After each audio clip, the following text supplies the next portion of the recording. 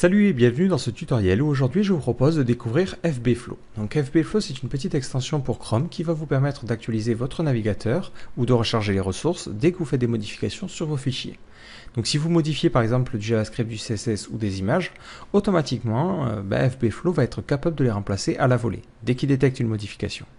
Si vous travaillez avec de l'HTML, du PHP ou autre, vous allez pouvoir demander à cette extension carrément de réactualiser tout le navigateur. Donc l'avantage, c'est que c'est très modulable et que vous allez pouvoir l'utiliser partout. Alors certains d'entre vous me diront que c'est très similaire à un autre plugin dont j'avais déjà parlé dans une précédente vidéo, qui est LiveReload. Donc LiveReload, c'est une extension qui est basée, elle, sur Gem, qui elle, est basée sur Ruby, qui permet de faire à peu près la même chose. En revanche, l'inconvénient majeur qu'avait LiveReload, c'est qu'il est assez chiant à configurer et il faut arriver à le faire fonctionner, ce qui est loin d'être le cas pour tout le monde. Donc vous allez le voir, FBflow pour le coup est beaucoup plus simple à utiliser vu qu'il utilise Node.js. Donc comme LiveReload, il fonctionne de deux manières. Vous allez d'abord sur votre ordinateur lancer un petit serveur, donc ce serveur va écouter des fichiers et détecter dès qu'il y a des modifications. Ensuite, vous allez installer une extension côté Chrome et cette extension, ce qu'elle va faire, c'est qu'elle va écouter ce serveur et du coup, le serveur lui dira, bah attends, j'ai modifié ce fichier CSS, j'ai modifié ce fichier JS et ainsi de suite, ainsi de suite. Et c'est comme ça que ça va fonctionner. Donc, on est parti. Donc, ce que je vous propose, c'est un petit exemple. Il n'y a rien de mieux pour commencer et voir comment ça fonctionne. Donc, on va cliquer sur le Get Started. Vous pouvez voir, toutes les informations sont sur GitHub. C'est assez bien expliqué, mais c'est vrai que c'est un petit peu austère au démarrage. Donc, la première chose à faire, c'est de configurer notre petit serveur. Donc, pour configurer le serveur, on va avoir besoin d'installer le module. Donc, si vous n'avez pas Node.js, je vous invite à l'installer. C'est très simple. Vous allez sur le site de Node.js et vous l'installez. Donc si vous êtes sur Windows, c'est un .exe, vous lancez, tout se fait tout seul. C'est plutôt pratique. Donc une fois que vous avez ça, vous allez pouvoir installer Flow. Donc directement sur mon terminal, je vais me rendre dans mon dossier. Donc c'est lab, puis je l'avais créé Flow. Donc il est impératif que vous soyez dans le dossier sur lequel vous allez travailler. Et là, je vais faire npm install FBflow. Alors l'avantage, vous allez voir, c'est qu'il a besoin de très peu de dépendance. Vous n'avez pas l'impression de télécharger la moitié d'internet, vous inquiétez pas. Donc il utilise WebSocket et ensuite il utilise Sane qui permet de vérifier et de watcher entre guillemets des fichiers. Vous allez avoir une petite erreur lorsque vous allez installer WebSocket, mais elle n'est pas du tout bloquante sur Windows. Donc vous pouvez tout à fait continuer à travailler avec ça. Donc une fois que vous l'avez, il vous faut créer maintenant le fichier Node.js qui va permettre de démarrer le serveur d'écoute. Donc on va créer un nouveau fichier que l'on va appeler flow.js. Et pour l'instant on ne va pas s'embêter, on va recopier ce qu'il y a sur la documentation. Et je vais vous expliquer un petit peu à quoi servent toutes ces lignes. Donc le premier paquet de lignes sert à inclure les différentes librairies que l'on va utiliser. Ensuite, on crée une variable serveur, mais qui sert de toute façon à rien vu que l'on ne la réutilisera pas ailleurs, et elle permet de lancer un serveur flow. Il prend en paramètres 3 paramètres. Le premier, c'est le chemin que l'on va observer. Donc nous ici, c'est notre chemin ici. Donc c'est le chemin relatif par rapport à ce fichier JS. Ensuite, le second paramètre, c'est la configuration du serveur. Donc le serveur, il va fonctionner sur le port 8888. On lui met le nom dot. Donc ici, le nom dot, vous adaptez. Moi ici, ça va être ma machine en local, mais si vous voulez, vous pouvez le lancer depuis votre machine Vagrant par exemple. Et dans ce cas-là, il faudra mettre le nom de votre machine. Donc moi, ma machine s'appelle par exemple local.dev, c'est ce que vous voyez ici. Donc je pourrais mettre local.dev. Là, vu que je lance sur mon Windows, donc en localhost, donc c'est bien localhost que je dois mettre. Ensuite, verbose, ça permet de dire est-ce que vous voulez que le système crache 3 tonnes de lignes pour vous expliquer ce qui se passe. Donc vous ne le voulez pas. Ensuite, c'est globe, ça va vous permettre de définir les fichiers que vous voulez écouter. Donc moi, pour l'instant, je vais laisser ce qu'il y a. Je vais juste lui demander d'écouter l'HTML, voilà, donc de détecter les modifications sur l'HTML. Mais vous allez voir que ça va provoquer quelques petits problèmes. Ensuite, on a la fonction resolver. Donc la fonction resolver, c'est le troisième paramètre. Donc c'est la fonction qui va être lancée dès qu'un fichier va être modifié. Donc nous, dans cette fonction, on va juste mettre un petit console.log de filepath pour que vous voyez un petit peu ce qui se passe. Et on va mettre filepath plus a été modifié. Et on parlera ensuite du callback lorsque l'on va installer l'extension. Donc maintenant, en ligne de commande, je vais pouvoir démarrer mon serveur. Donc pour cela, je fais node flow.js. Et automatiquement, vous allez avoir soit quelques lignes d'erreur, soit rien du tout, et votre serveur est démarré. Je vais maintenant modifier un fichier, donc je vais créer par exemple un fichier index.html, et dedans, je vais y mettre de l'HTML de base. Ouais, un petit peu plus poussé. Lorsque je sauvegarde, vous allez voir qu'il détecte cette modification. De la même façon, si je crée un nouveau fichier CSS, et dedans j'y mets n'importe quoi, automatiquement il va détecter cette modification et me dire oh, ben, tu as modifié ce fichier. Donc maintenant on a la seconde partie, c'est d'envoyer les informations au navigateur et que le navigateur rafraîchisse. Donc pour cela on a besoin de l'extension FBFlow. Donc vous allez sur le Chrome Web Store et vous cherchez FB-Flow. Donc il n'y en a qu'une seule, c'est plutôt simple, et vous l'installez. Donc il va vous demander une permission qui est super abusive, mais il n'y a pas le choix, parce qu'il va se greffer directement à l'extension et à la console développeur. Donc il a besoin nécessairement d'accéder à vos données. Vous inquiétez pas, j'ai regardé le code source, il n'y a rien d'inquiétant. Donc vous cliquez sur ajouter, et il va s'installer. Donc il n'affiche pas de nouvelles icônes, il va directement se greffer sur la console développeur. Donc pour le faire fonctionner, vous avez besoin de sortir la console. Si vous l'avez déjà ouverte, c'est-à-dire qu'elle était ouverte au moment de l'installation de l'extension, vous redémarrez. Donc vous fermez, vous réouvrez. Et vous voyez qu'on a ce petit nouvel onglet Flow. Donc c'est cet onglet qui va permettre de piloter le client et de dire bon, ben voilà, je vais écouter ou pas. Donc par défaut il ne fonctionne pas, on a besoin d'activer pour un site. Donc par défaut il ne fonctionne pas, on a besoin de l'activer pour un site. Donc pour cela vous allez dans configuration, ajouter un nouveau site, vous mettez sur quel nom de domaine il va devoir se lancer, donc moi c'est local.dev. Et ensuite, vous dites comment il va communiquer avec le serveur. Donc, c'est exactement ce que vous avez mis au niveau de la configuration. Donc, comme je vous l'ai dit, l'avantage, c'est que vous allez pouvoir le lancer depuis n'importe où. Bon, là, moi, je ne fais pas très compliqué, je le lance en local. Mais si jamais vous voulez le lancer à distance, sur votre serveur de prod, ce qui est déconseillé, mais vous allez tout à fait pouvoir le faire. Et là, vous mettriez le nom de domaine de votre serveur de prod et le port. Et vous pouvez laisser ce port-là.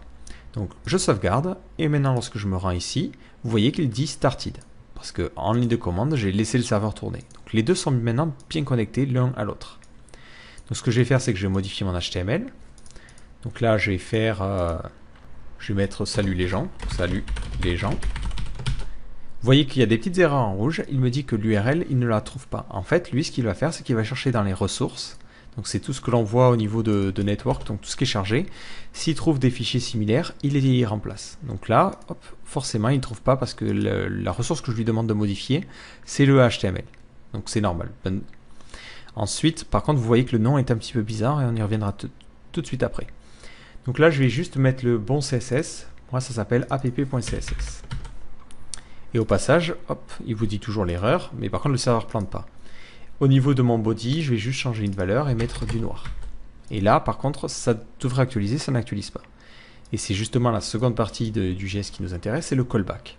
Donc le callback, c'est ce que l'on envoie au navigateur. On doit d'abord lui envoyer le morceau, le fichier qui a été modifié. Et là, vous voyez qu'il met directement bundle suivi de l'extension. Alors parce que lui, dans le cas de Facebook, il part du principe qu'il bundle et qu'il compile. Moi, c'est pas mon cas, je veux directement lui envoyer le file path. Et c'est tout ce que je fais comme modification. Alors attention, vu que j'ai modifié ce fichier-là, j'ai besoin de relancer le serveur. Donc automatiquement, dès que vous le coupez, donc je fais CTRL-C, vous voyez qu'il essaie de se reconnecter. Donc si vous le relancez assez rapidement, hop, il va se reconnecter direct. C'est plutôt cool, vous n'avez pas besoin d'attendre. Vous inquiétez pas, il n'attend pas comme ça pendant des plombes. Il essaie 2-3 fois et puis il abandonne. Voilà, donc là le serveur est maintenant reconnecté.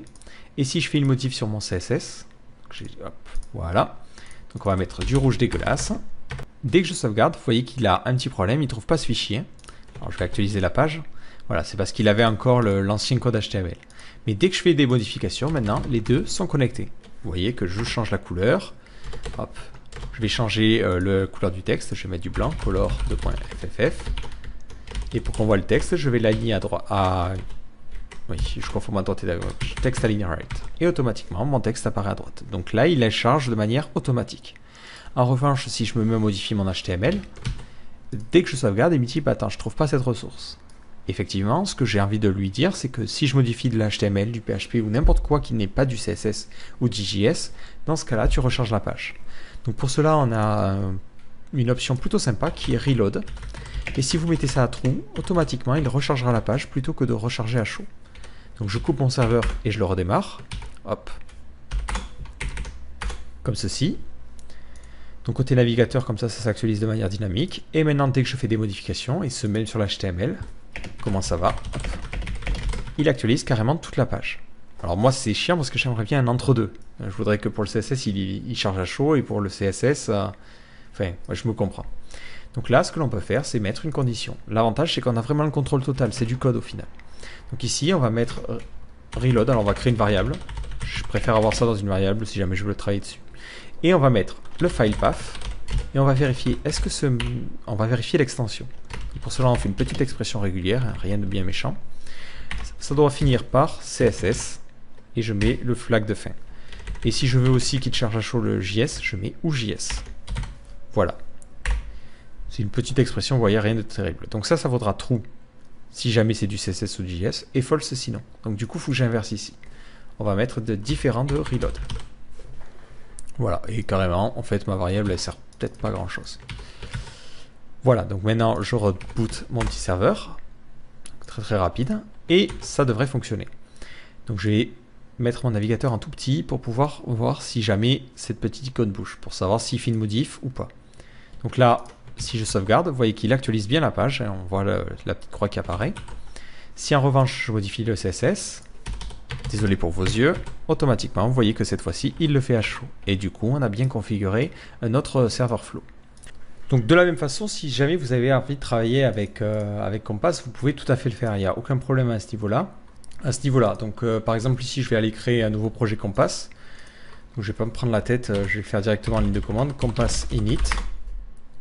Voilà, donc ça crée tout un bordel, je suis pas très fan mais on s'en fout. Et je redémarre mon serveur. Donc je fais pour cela node flow.js. Donc pour la partie compilation, je vais laisser mon éditeur s'en occuper. Donc là je suis dans le cas de Sublime Text qui est capable de le faire avec une extension super chiante à configurer mais qui le fait. Donc là je vais juste modifier un petit peu l'organisation. Donc je vais supprimer ce dossier Style Sheets. Voilà, au niveau de mon config.rb, je vais lui dire que c'est dans le dossier CSS. Et les CSS, les SASS se trouvent en SCSS. Ce que je trouve plus logique, et les images se trouvent dans IMG, et le JS dans JS. Voilà, donc je sauvegarde. Au niveau de mon dossier SAS, je vais aussi le supprimer, voilà, comme un gros bourrin. Et je vais aller me créer un nouveau fichier que je vais appeler, que je vais mettre dans SCSS, et que je vais créer par exemple app.scss. Et là on est parti, @import compass, et on se fait plaisir. Import compass, et background color. Et on va créer un petit body avec un background color en RGBA.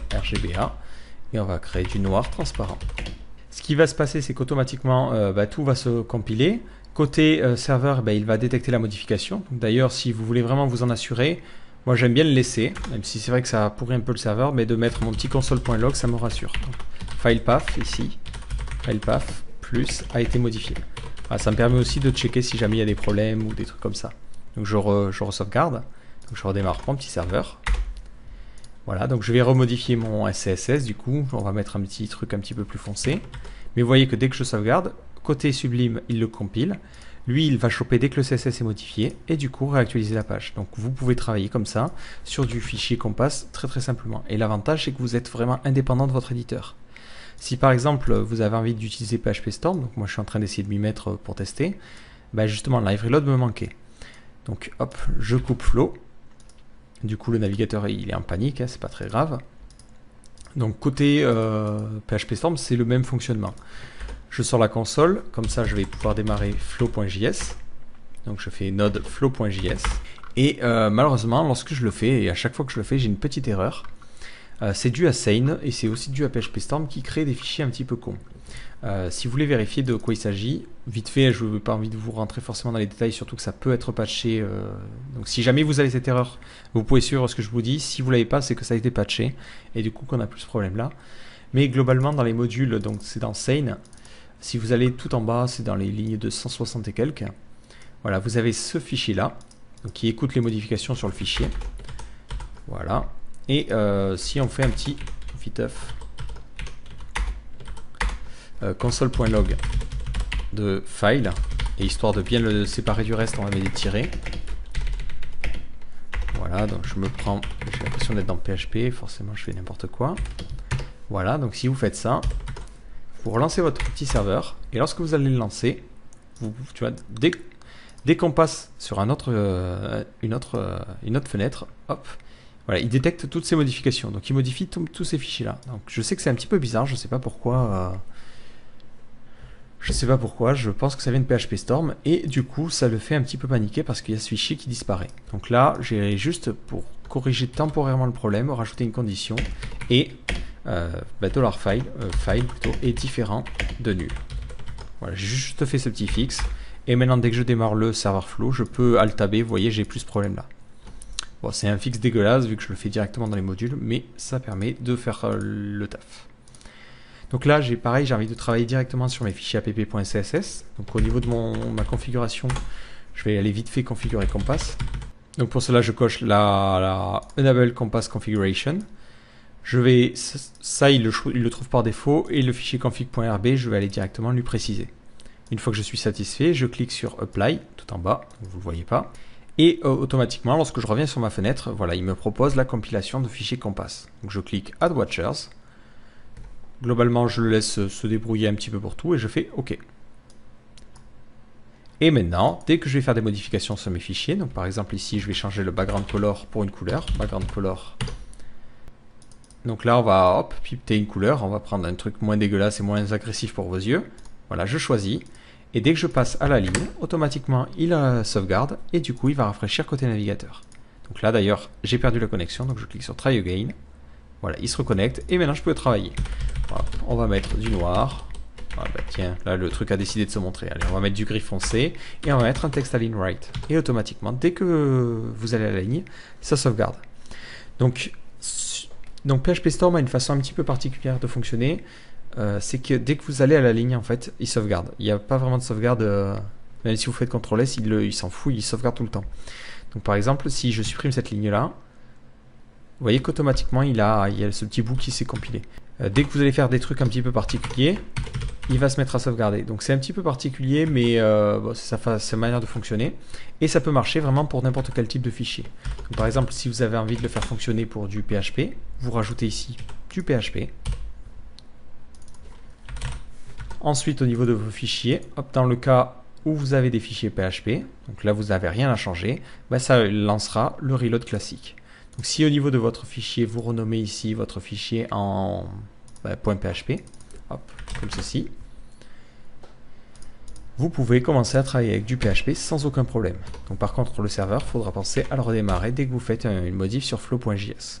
Donc là, on va écrire du PHP et on va faire $name égale Jean et on va mettre ensuite echo salut suivi du nom de la personne.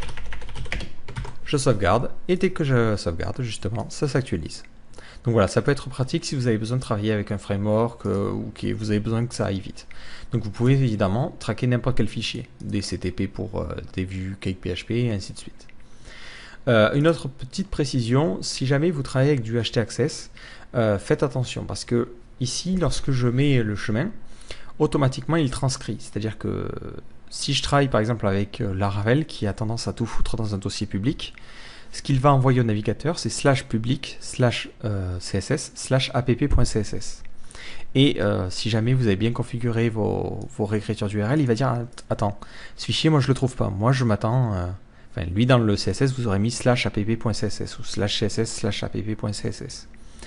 Donc lorsque vous faites des vérifications, pensez. Donc, ce que vous pouvez faire, c'est tout simplement au niveau de votre flow.js, lorsque vous envoyez file path, retirez à ce moment-là le /public. Voilà, vous pouvez comme ça vraiment paramétrer. Ou carrément, vous pouvez choisir de n'envoyer que le base name, ce que je déconseille si jamais vous avez plusieurs CSS qui ont le même nom mais qui ne sont pas différents au même endroit. Donc d'ailleurs, vous avez la possibilité de configurer un poil plus et justement, quand je vous disais comment il vérifie que ça coïncide, il utilise justement le match. Donc il utilise ce indexOf. Donc ça veut dire que ce que vous lui envoyez là, il va chercher dans la page une ressource qui aurait dans son chemin au moins ça. Donc là, moi dans le cas, même si j'avais mis http://css/app.css, il aurait compris où l'injecter. Dans le cas où vous faites un reload, il s'en contrebalance de matcher. Donc après, il y a des exemples un petit peu plus poussés. Par exemple, il vous montre ici un cas où on aurait une compilation.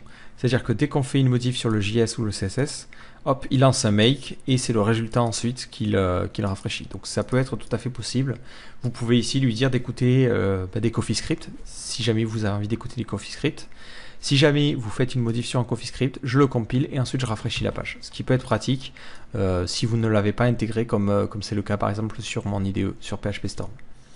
Donc si par exemple, bon, sur Compass c'est un petit peu plus chiant vu que c'est une gemme Ruby et non pas un module Node.js, mais voilà, ça peut vraiment être utilisé de cette manière-là. Donc voilà, j'espère avoir fait le tour du truc. Je sais que ça peut paraître un petit peu compliqué, que je me suis un petit peu étalé sur le sujet, mais je voulais vraiment vous montrer tous les aspects de ce plugin-là pour que vous puissiez l'utiliser en toute connaissance de cause. Voilà, donc au final, si jamais vous avez besoin de le réutiliser pour un projet, il vous suffit tout simplement d'installer flow.js, d'installer FBflow, et ensuite de créer votre fichier flow.js pour configurer votre serveur, pour lui dire comment écouter les différents fichiers. Et pensez à mon petit tips si vous utilisez un éditeur qui crée des fichiers bizarres et qui génère cette fameuse erreur avec le fichier nul. Et enfin, dernière petite note, FBflow est directement lié au DevTool. C'est-à-dire que vous pouvez passer d'onglet en onglet, il n'y a aucun problème. En revanche, si vous fermez ça, dès que vous allez le relancer, vous allez voir, il va se reconnecter. Donc dès que vous fermez le DevTool, vous n'avez plus du tout FBflow qui écoute votre navigation et tout. Donc dès que vous voulez l'utiliser, il faut penser à sortir le terminal. Voilà, petite note avant de finir. Donc si vous aussi vous avez des petites astuces, des petits trucs comme ça que vous souhaitez partager, n'hésitez pas à en parler, soit en commentaire, soit à venir nous voir directement sur IRC. Donc voilà, rendez-vous dans un prochain tutoriel.